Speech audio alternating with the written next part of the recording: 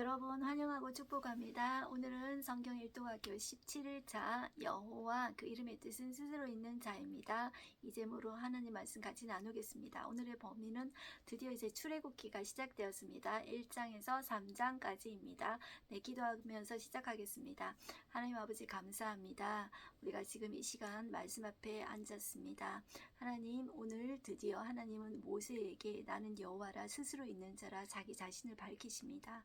그 전능하신 하나님, 지극히 높으신 하나님, 창조주 하나님은 못하시는 것이 없으십니다. 그 하나님은 초월하신 그 하나님이십니다. 그 하나님께서 우리의 이 좁은 마음에, 우리의 상처난 마음에 들어오셔서 우리에게 거하시며 우리와 교제 나누기를 원하신다는 그 하나님이십니다.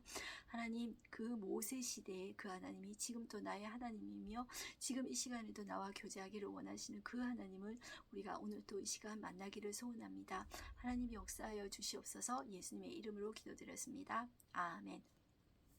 네, 우리 출애굽기를 시작하면서 저는 이 이야기를 좀 하고 싶은데요. 그 유진 피터스 목사님이 쓰신 메시지 성경에 보면 출애굽기에 대한 이제 설명이 나와요. 거기 어떤 글이 나오냐 하면 하나님이 어떤 이 출애굽기는 구원 이야기인데 이것을 설명할 때 어떤 사전적인 의미로 뭐 백과사전에서 구원이란 뭐 어떤 거야 이런 식으로 설명하거나 뭐 하나의 구호라든가 어떤 추상적인 어떤 진리 이런 식으로 우리가 도무지 이해할 수 없는 뜬구름 잡는 이야기처럼 이렇게 너무 어렵게 이야기하는 것이 아니라 그들의 삶 속에 그들의 아픔과 고난 가운데 들어오셔서 그들을 구출해 내시는 그 이야기, 실제적인 이야기로 말씀해주고 계신다는 거예요. 그런데 그 하나님이 오늘날 우리에게도 그렇게 하신다는 거예요. 우리의 아픈 마음 속에, 우리의 아픈 이 현실 속에 들어오셔서 우리를 구해주고 계신다는 거예요. 우리의 삶의 출애굽의 이야기를 쓰고 계신다는 거죠. 그것이 출애굽의 이야기입니다. 그렇게 생각할 때 그 출애굽의 이야기가 모세의 시대가 BC 1500년입니다. 그러니까 지금 2000년대로 생각하면 3500년 정도 된 이야기가 아닙니까? 그 정말 그 까마득한 그 옛날의 이야기가 아니라 지금 또 나에게 역사하고 있는 이야기라고 여러분들 끌어오셔서 이제 기도하시면서 이제 말씀 읽으시면 좋겠습니다. 네, 우리 리딩 가이드 한번 보겠습니다. 창세기 50장 이후 출애굽기 1장 사이에는 무려 400여 년의 시간이 흐릅니다. 성경에는 430년이라고 적혀 있어요. 네, 그 사이에 인구가 어떻게 늘었냐 하면 70명에서 250만 명으로 늘게 되죠. 자, 여기 그렇게 적혀져 있어요. 큰 민족을 이룹니다. 이렇게 적혀져 있어요. 이것이 출애굽기 읽기에 들어가는 상황입니다. 출애굽기는 이런 상황을 염두에 두고 읽습니다. 그들은 하나님께서 아브라함에게 언약하신 하나님 나라의 국민입니다. 하지만 그들의 현실은 애굽 바로의 무임금 노동력입니다. 돈을 안 받고 하는 그냥 노동력인 거예요. 그러니까 애굽으로 봐서는 얼마나 그냥 보내기 싫었겠어요. 자, 이때 모세가 등장합니다. 그는 애굽 공주의 아들로 입양되어 애굽 왕자로 살았지만 정적에게 몰려 애굽을 떠나야 했습니다. 애굽을 빠져나와 그가 정착한 곳은 시내산이 있는 광야입니다. 모세는 그 산에서 떨기나무 사건을 통해 하나님의 사명을 받습니다. 내 백성을 애굽에서 이끌어 해방하라. 그 순간 모세는 자기를 부르신 하나님의 이름을 묻습니다. 나는 스스로 있는 자라며 그의 이름이 여호와라고 말씀하십니다. 그들 가운데 거하시며, 자, 하나님이 그 창조주 하나님이 내 안에 거하시겠대요. 거주하면서 사시겠대요. 그래서 눈에 보이지 않으니까 내가 너에게 보여줄게 하면서 텐트 지어줘. 그 텐트가 바로 성막입니다. 그러면서 그들을 인도해 나가시는 하나님이시다 하시는 그 속에 하나님의 의지가 담겨져 있습니다. 자, 우리 가이드 맵을 보시면 이제 애굽 땅에서 누구부터 나오게 되냐면 모세부터 나오게 됩니다. 모세 40세에 그 애굽 사람 한 사람 죽여가지고 자, 그것이 정적에게 빌미를 제공하게 되는 거예요. 그래서 시내산으로 오게 됩니다. 그런데 자, 우리가 시작하기 전에 우리가 출애굽기에 경로가 세 가지가 있어요. 그런데 이게 결코 어렵지 않다고 했어요. 여기가 이제 애굽, 자, 여기가 시내산. 그러면은 경로는 여기서 여기까지 짠 모세부터 오고 그 다음에 모세 사명 받았어요. 다시 이제 백성 데리러 갔어요. 그리고 이제 백성 데리고 다시 시내산으로 왔어요. 그래서 제가 이렇게 설명을 합니다. 자, 먼저 여기 애굽에서 첫 번째 내려왔어요. 짠. 이제 다시 올라가요. 짠.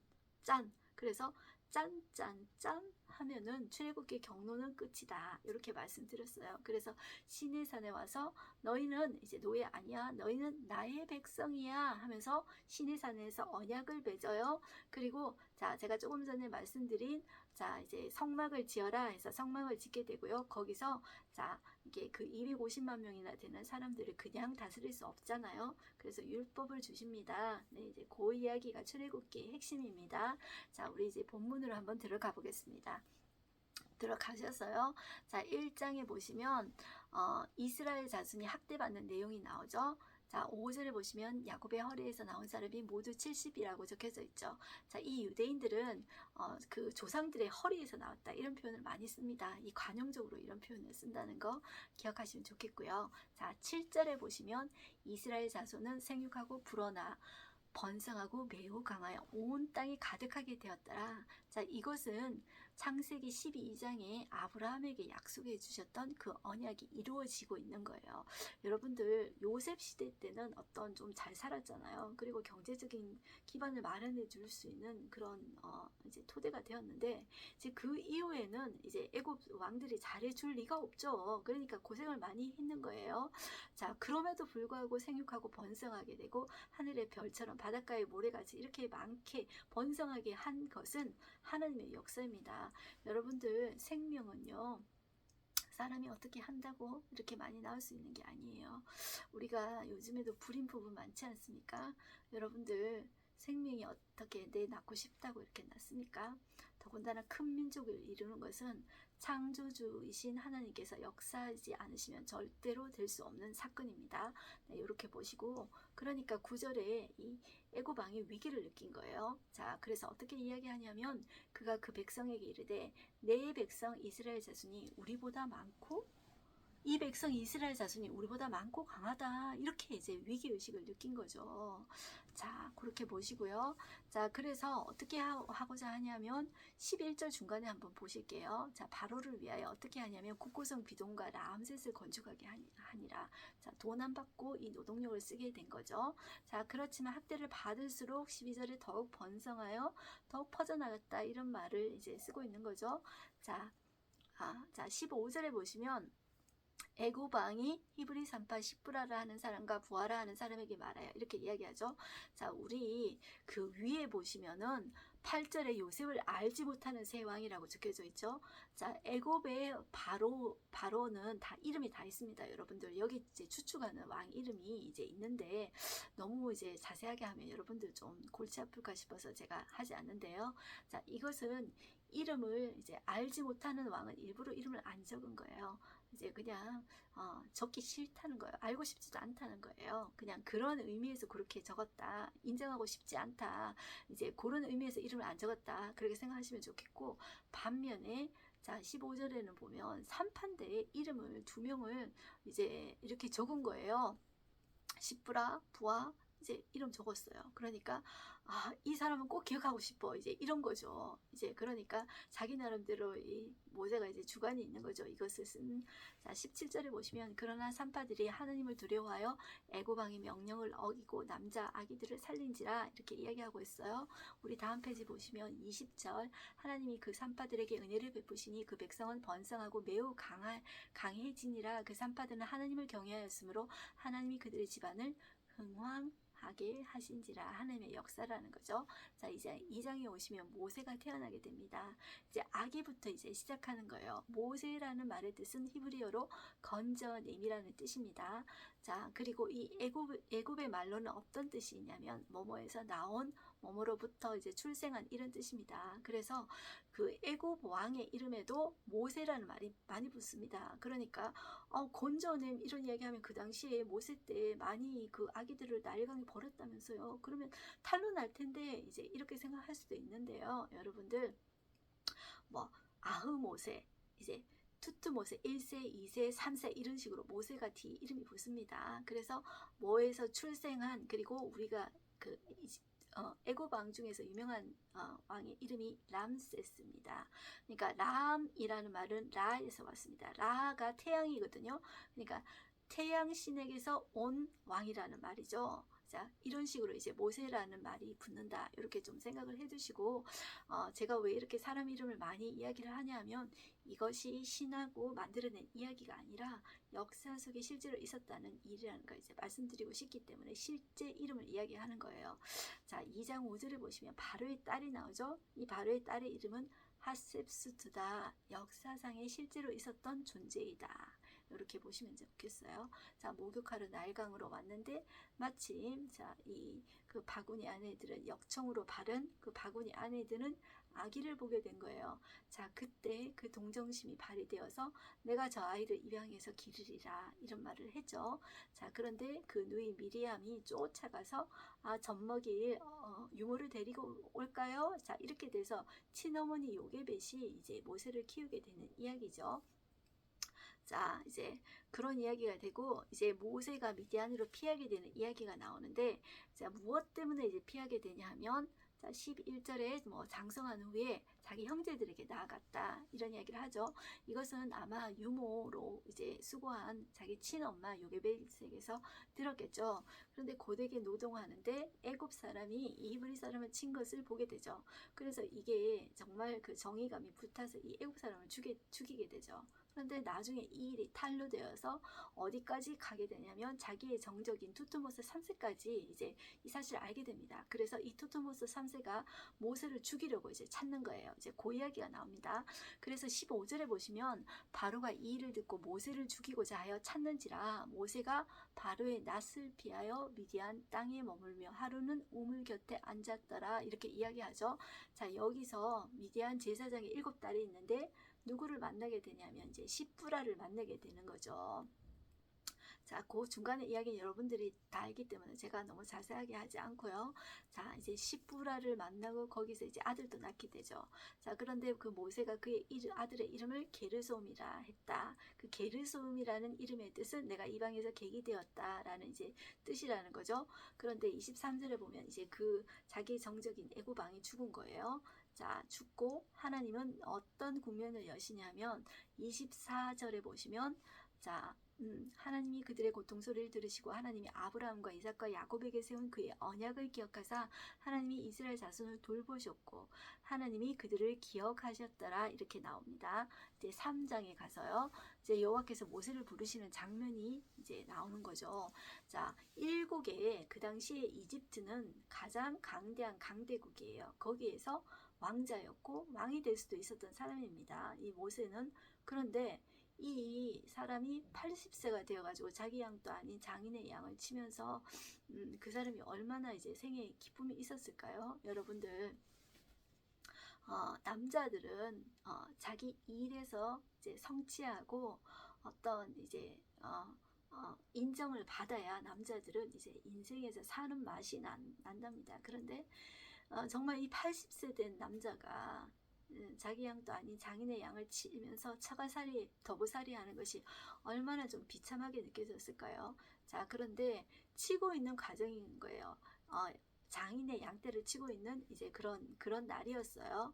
자, 그게 이제 1절에 나오죠. 모세가 그의 장인 미디안 제사장 이두의 양떼를 치더니 그 떼를 광야 서쪽으로 인도하여 하나님의 산 호렙에 이르매 하나님의 산 호렙을 이제 이 호렙산을 다른 말로 시인의 산이라고 합니다. 여호와의 사자가 이제 떨기나무 가운데로부터 이제 나오는 불꽃 안에서 그에게 나타나신 거예요. 이제 이 모세는 이 떨기나무가 불이 붙었는데 타지 않는 것을 보고 신기해서 이제 거기 갔다고 적혀져 있죠. 그런데 자, 하나님이 내가 선 곳은 거룩한 땅이니 내 발을 벗으라 내 신에서 내 땅에서 발을 벗으라 이렇게 이제 이야기를 하는 거죠.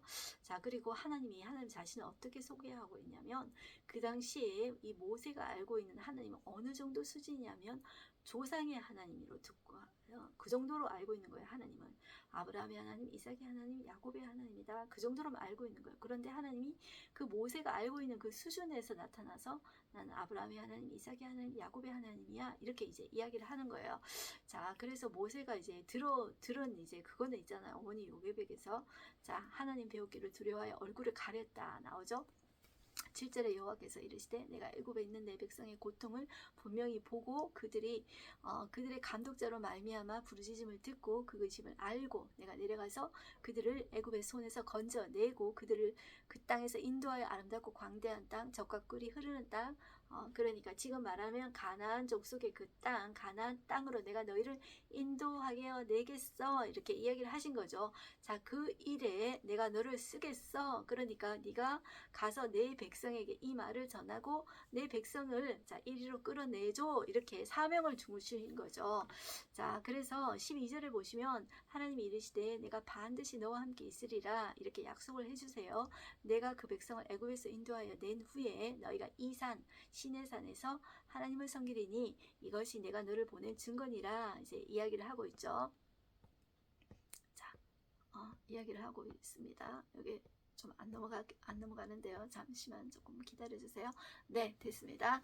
자, 이제 모세가 자 이렇게 이야기해요. 이제 나타난 그 하나님이 좀 여러분들 좀 마음속에 이렇게 욱하는 마음이 있지 않겠습니까? 이렇게 이야기해요. 우회적으로 이렇게 이야기하는 것처럼 보여요. 그들이 내게 묻기를 그의 이름이 무엇이냐?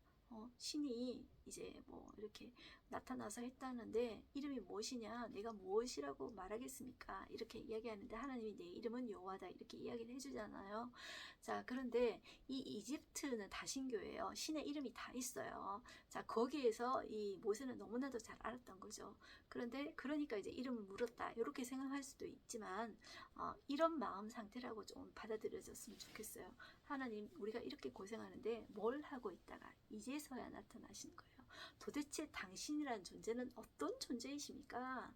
그러니까 영어로는 Who are you? 이렇게 이야기하는데 그 속에는 하나님에 대한 원망, 도대체 내가 뭐 이름 안 가르쳐줘도 되지만 도대체 당신은 존재는 어떤 존재입니까? 우리가 이렇게 고생하는데 왜 이렇게 버려두십니까? 거기에 대한 이제 원망 섞인 말이다 이렇게 좀 보시면 좋겠습니다.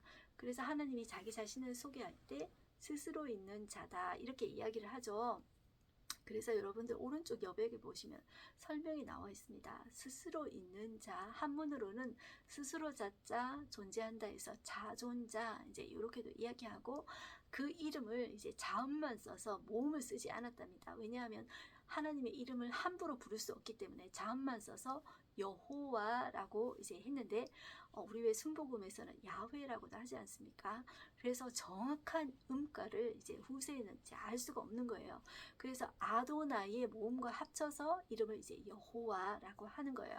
그런데 이 뜻은 이제 나는 그냥 스스로 있는 자다 이런데 이제 그냥 나는 나다 이렇게밖에 설명을 못하는 거예요. 하나님 어떻게 인간의 언어로 설명을 할 수가 없는 거예요.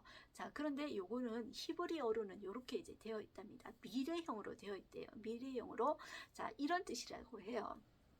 내가 지금 나다 이렇게 이야기해 주는데 내가 나다 이렇게 이야기해줘도 너는 몰라.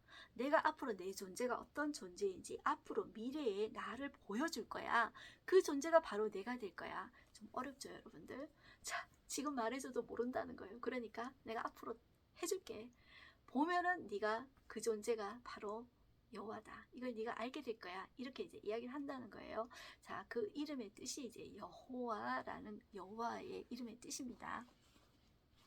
자, 그러면서 자, 나는 스스로 있는 자니라 이제 밑줄 그어진 부분 뒷부분으로 봅니다. 또 이르시되 너는 이스라엘 자손에게 이같이 이르기를 스스로 있는 자가 나를 너희에게 보내셨다 하라. 자 15절에 자 이스라엘 자손에게 이같이 이르기를 너희 조상의 하나님 여호와 곧 아브라함의 하나님 이삭의 하나님 야곱의 하나님께서 나를 너희에게 보내셨다 하라. 이는 나의 영원한 이름이요 대대로 기억할 나의 칭혼이라. 자 그러면서 16절에 너는 장로들을 모으고 그들에게 이르기를 여호와 너희 조상의 하나님 아브라함과 이삭과 야곱의 하나님이 내게 나타나 이르시되 내가 너희를 돌보아 너희가 애굽에서 당한 일을 확실히 보았노라. 자 18절에 그들이 내 말을 들으리니 너는 그들의 장로들과 함께 애굽 왕에게 이르기를 히브리 사람의 하나님 여호와께서 우리에게 임하셨은즉 우리가 우리 하나님 여호와께 제사를 드리려 하오니 사흘 길쯤 광야로 가도록 허락하소서 하라. 이렇게 이제 시키는 거죠. 내가 아노니 강한 손으로 치기 전에는 애굽 왕이 너희가 가도록 허락하지 아니하다가 내가 내 손을 들어 애굽 중에서 여러 가지 이적으로 그 나라를 친 후에야 그가 너희를 보내리라. 내가 애굽 사람으로 이 백성에게 은혜를 입히게 할지라. 너희가 나갈 때 빈손으로 가지 아니하리니 여인들은 모두 그 이웃 사람과 및 자기 집에 거류하는 여인에게 은폐물과 금폐물과 의복을 구하여 너희 자녀를 꾸미라. 너희는 애굽 사람들의 물품을 취하리라. 자, 이 나올 때는 너희들이 일한 대가를 받듯이 그 약탈하듯이 여기 보시면 취하리라라는 뜻이 약탈의 뜻이 있다 이렇게 했죠, 그죠? 그 애국 사람들이 열재앙을 겪으면서 아유 징글징글하다 제발 나가라 그러면서 하면서 줬는데 그것이 마치 막 이렇게 쓸어 모으듯이 전쟁에서 약탈하듯이 이렇게 취하게 될 것이다. 그렇게 해서 너희가 나오게 될 거야. 그렇게 너희가 보상을 받게 될 거야. 이렇게 이제 이야기를 하신다는 거죠. 네, 오늘 말씀은 이제 끝났습니다. 하루 한 절 말씀을 보시면 자, 야곱의 허리에서 나온 사람이 모두 70이요. 애굽에 요셉은 애굽에 있었더라 나오죠. 자, 인사이트를 보겠습니다. 출애굽기 1장은 요셉이 애굽의 총리로 있을 때 애굽에 들어간 야곱 자손이 70명이었다고 말씀합니다. 시간을 흘러 요셉의 시대는 지나갔고 그와 그 시대의 사람들은 모두 죽었습니다. 하지만 야곱의 후손들은 몇 세대가 지나지 않아 큰 민족이 됩니다. 생육하고 불어나 번성하고 매우 강하여 온 땅이 가득하게 된 것입니다. 출애굽 때 성인 남자만 또 이 성인 남자는 군대 들어갈 남자 장정입니다. 60만 명이었으므로 여자들과 아이들까지 포함하면 약 250만 미니멈 250만 정도 되었을 거라는 거죠. 400여 년 동안 70명의 가족이 수백만의 큰 민족이 된 것을 무엇으로 설명할 수 있습니까? 하나님께서 아브라함과 맺으신 언약이 신실하게 성취된 것입니다. 네, 이제 오늘 말씀을 끝났는데 오늘 말씀을 들으면서 여러분들 어떤 것이 생각났습니까? 그 아브라함에게 하나님께서 약속하신 것이 정말로 세월이 너무나도 많이 지났잖아요. 그런데 그 약속이 이루어진다는 거죠. 자, 땅이 바뀌어도 자, 그 가나안 땅에 있다가 지금 애굽 땅 갔잖아요.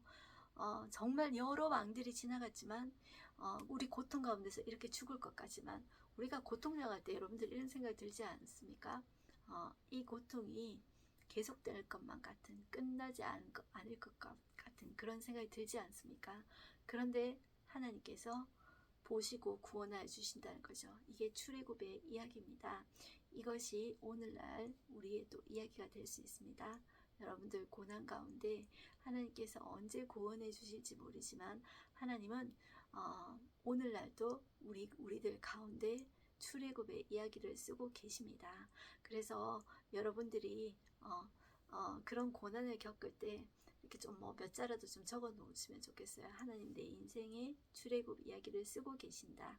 짧게 이렇게 써 보면은 이제 그것을 통과하고 나서는 하나님께서 이렇게 인도하셨구나. 그 하나님의 행적을 볼 수 있을 것입니다. 그래서 여러분들 우리의 인생 하루하루가 힘듭니다. 그렇지만 여러분들 하나님의 약속은 반드시 하나님께서 이루십니다.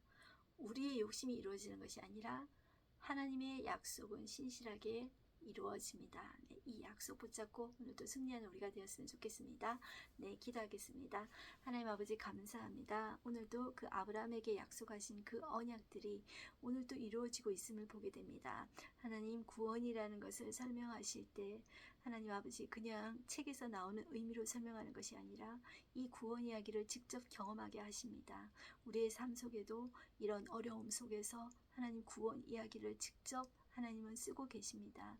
하나님 아버지 이것이 우리의 삶 속에 온전히 새겨져서 하나님은 나의 구원자시오 나의 창조주시오 그런데 그 하나님이 지금도 나와 사랑을 나누며 교제하기를 원하시는 그 하나님이시라는 것을 기억하고 하나님과 교제하는 것을 게을리하지 말게 해주시고 순간순간 우리가 하나님과 대화하며 하나님 기도하는 우리가 되어지게 하여 주시옵소서. 오늘도 하나님의 말씀은 반드시 이루어진다. 이것이 말씀 속에 드러났습니다. 그 말씀 붙잡고 하루를 승리하며 버텨내는 우리 되게 하여 주시옵소서.